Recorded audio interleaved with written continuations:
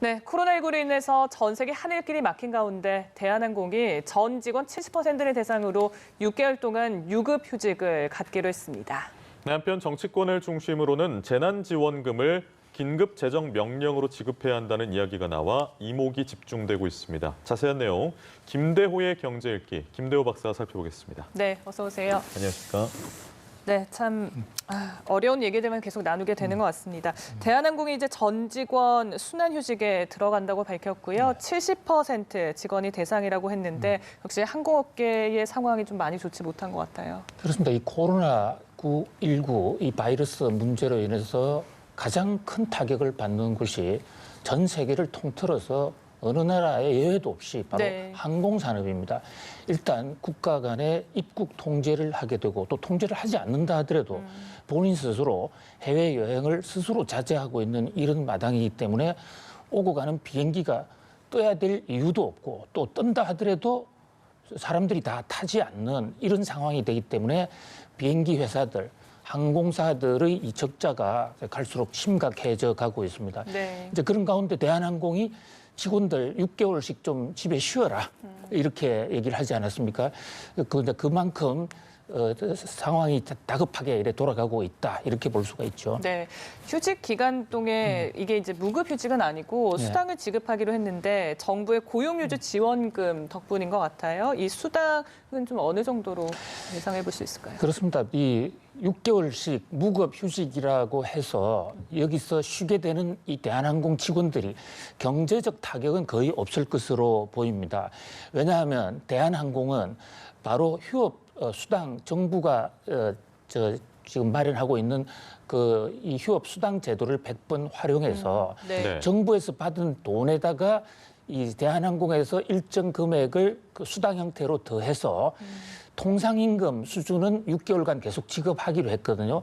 통상임금이라고 하면 우리가 매 정규적으로 반복적으로 계속 받는 임금은 통상임금에 다 들어갑니다. 네. 예외적으로 개인이 어떤 한두 달 또는 하루 이틀 특근을 해서 받는 돈이라든지 또는 특별 보너스를 받는 돈 이런 것은 받을 수가 없지만 매달 정기적으로 받게 되는 돈은 받습니다. 다만 이 기간이 6개월로 제한이 돼 있고 거기에 그 대한항공 직원들에게 나가는 그 통상임금 중에서 거의 그 절반 가까운 것은 정부 예산으로 정부가 대주는 것이에요.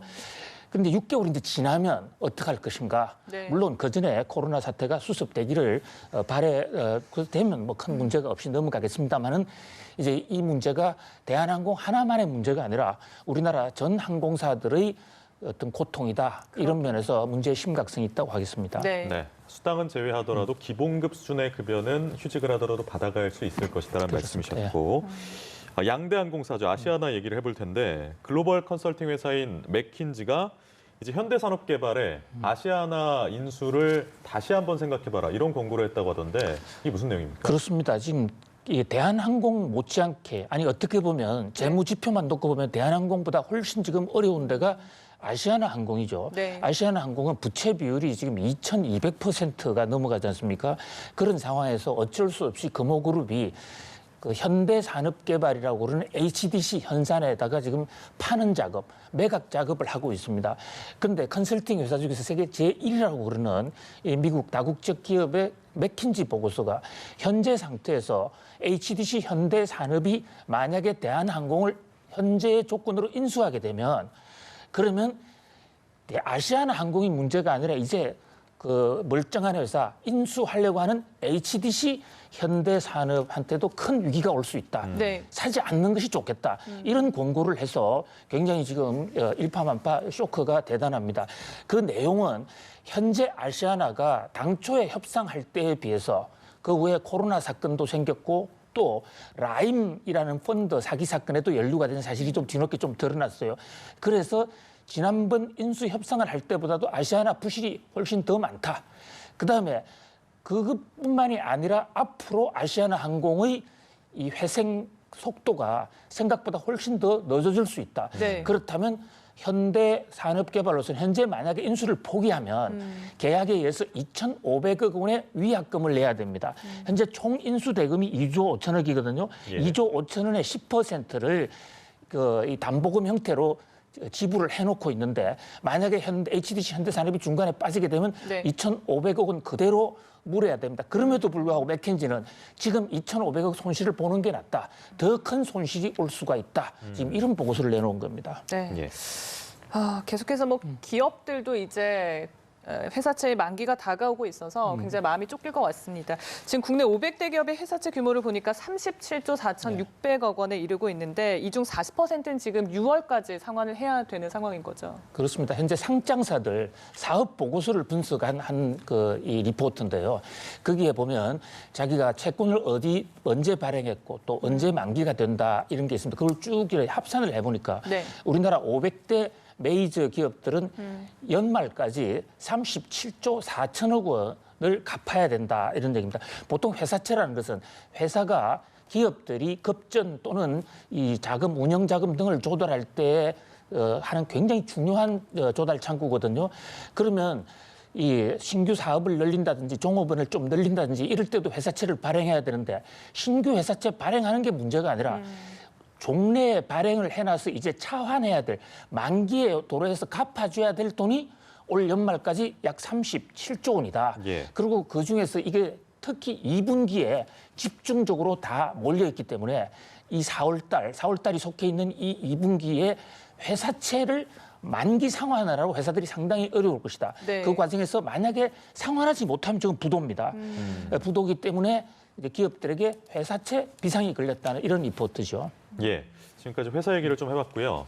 지금부터는 개인 얘기를 좀 해볼게요. 네. 이 지원금 관련해서 긴급 재정 명령권을 발동해라. 이게 여야 할 거 없이 나오고 있거든요. 이게 예. 뭔지 사례가 있는지. 예, 요즘 정치권에서는 예. 긴급 재정 명령권 발동이 핫 이슈가 되어 있습니다. 네. 저건 이제 근거가 우리나라 헌법 76조입니다. 76조에 외환 또는 또 천재지변 이런 중대한 사태 변화가 있을 때 나라 경제나 또는 나라 살림을 위해서 국회 소집할 때까지 기다릴 여유가 없을 때 대통령이 일방적으로 어떤 조치를 취해 놓으면 그것 자체로 바로 국회의 동의를 얻지 못했다 하더라도 법률로서 효력을 갖게 되는 거예요.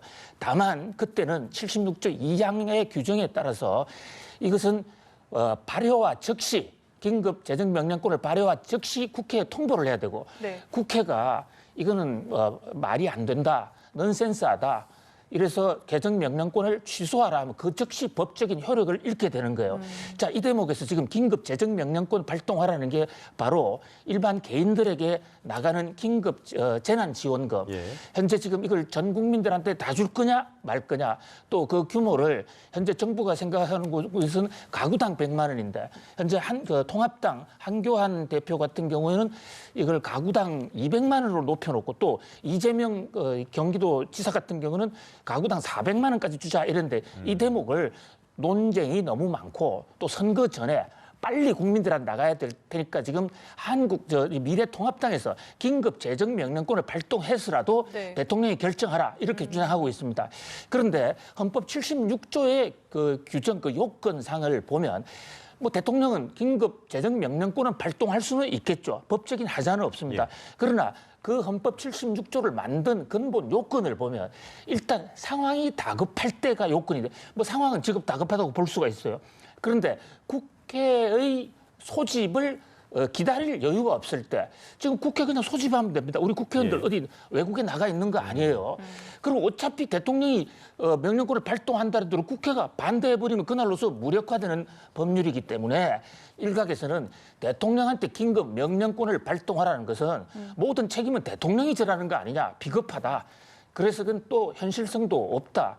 그런 면에서 오히려 이렇게 서로가 공을 서로 빙뽕 넘길 게 아니라 예. 여야가 오늘이라도 머리를 맞대고 네. 정말로 나라를 위해서 필요한 규모가 얼마고 그 대상이 얼마냐 해서 결정한다면 국회에서 얼마든지 뭐 내일이라도 통과시킬 수가 있고 또 긴급 재정 명령권도 대통령이 지금 이 순간에도 할 수 있는데 중요한 것은 네. 여야의 합의. 그런데 지금 선거를 앞두고 서로가 생색을 내고 또 한쪽으로는 서로가 상대한테 흠집을 내기 위해서 긴급 재난 이 지원금을 가지고 정치 공세를 하고 있다. 이렇게 네. 볼 수 있습니다. 네, 분명 협의는 필요할 것 같습니다. 근데 문제는 지난해 국가 부채가 지금 1,750조 원에 육박한 상황인데 이에 대해서 정부는 뭐 비교를 하면 다른 국가들과 비교를 하면 안심할 수 있다라고 하고 있거든요. 진짜 안심해도 되는 겁니까?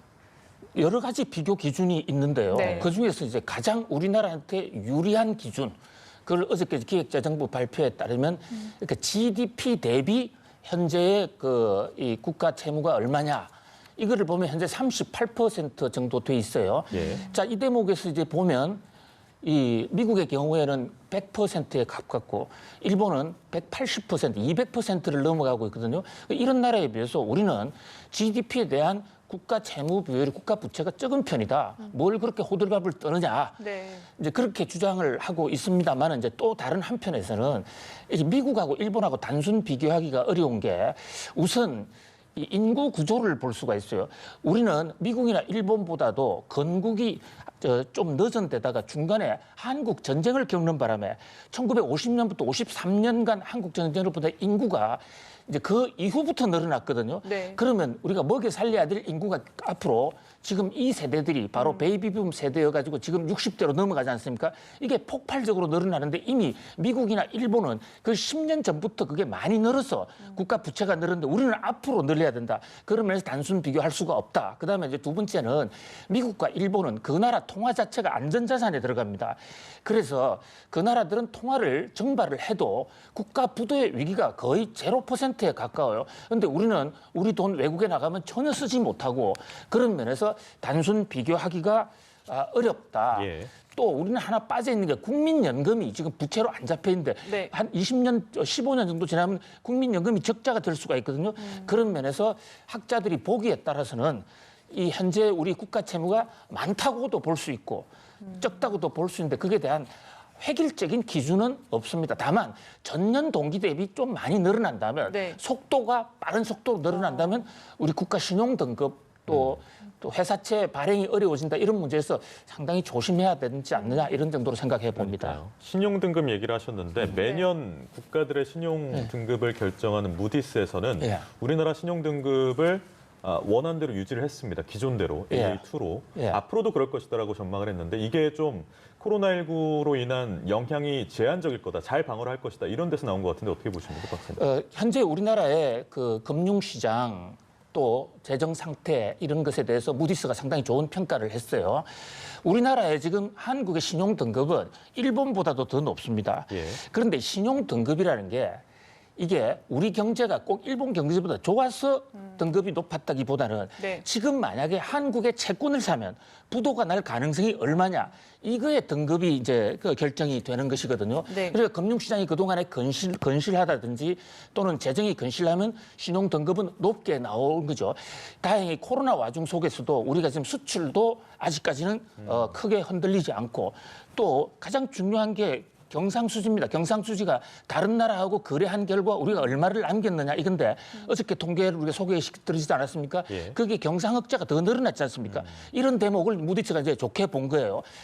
이제 그러나 무디스가 앞으로도 낮추지 않겠다라는 이런 대목은 현재 발표한 그 등급이 한 달, 두 달, 새 또 바뀔 수 있는 거기에 대한 이 시장의 걱정을 막기 위해서 한두 달 내에는 네. 하지 않겠다는 것이지 이것이 3개월 내지 4개월이나 6개월 후에도 하지 않겠다는 얘기가 아니거든요.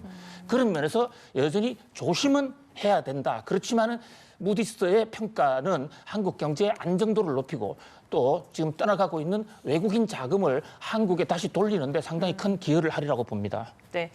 자, 마지막으로 공감하시는 분들 꽤 많으실 것 같아요. 요즘 뭐 증시 변동성이 워낙 크다 보니까 선물 옵션 거래가 늘어나고 있는데 이게 사실 투기적인 성격이 강해서 좀 주의를 해야 되지 않을까 싶어요.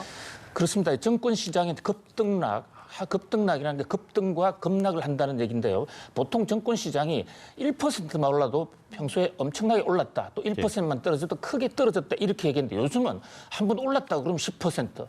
또 적게 올라도 3, 4%씩 덜썩덜썩합니다. 그러면 네. 사실 이론적으로 보면 이런 급등락장에서 돈 벌기가 참 쉬운 거예요. 이런 아주 그 정권 투자 정석대로 하면 주가가 떨어질 때 주식을 사서 주가가 올랐을 때 더 이상 떨어지기 전에 팔면 엄청나게 남습니다. 네. 바로 이제 이런 대목 때문에 너도 나도 정시에 한번 뛰어서 이번 기회에 재테크를 해보자. 그리고 지금 또 정부의 각종 금융 지원이라든지 이런 것을 위해서 지금 시중에 통화량이 많이 풀려 있지 않습니까? 그런데 문제는 저점 주가가 낮은 시점은 신도 알 수가 없고 높은 시점 역시 신도 알 수 없다는 것입니다. 네. 반대로 높은 시점에 계속 사서 낮은 시점에 판다면 그 반대로 위험성이 커지는 거거든요. 특히 요즘 그대로 현물 주식은 그나마 낫는데요. 주가 지수라고 해서 요즘 ETF라든지 ETN 이런 것은 위험도를 3배나 4배로 키웁니다. 선물은 20배로 키우고요. 그러니까 필요한 이 거래 금액의 5%만 돈을 내놓고 오르면 실제 가격 올란 것의 20배를 받고 만약에 가격이 떨어지면 20배를 손실을 보게 되거든요. 네. 그렇기 때문에 이런 시절일수록 이 금융 지식이 좀 약하거나 경제 정보에 어두운 경우에는 더 조심을 해야 되고 특히 신용으로 빚을 끌어다가 주식 투자를 하면은 주가가 떨어졌을 때 강제로 팔아야 되는 반대 매매가 있단 말이죠. 그러면서 좀 조심해야 된다 이렇게 봅니다. 알겠습니다. 증시 이야기까지 네. 김대호의 경제 읽기 김대호 박사였습니다. 고맙습니다. 네, 고맙습니다.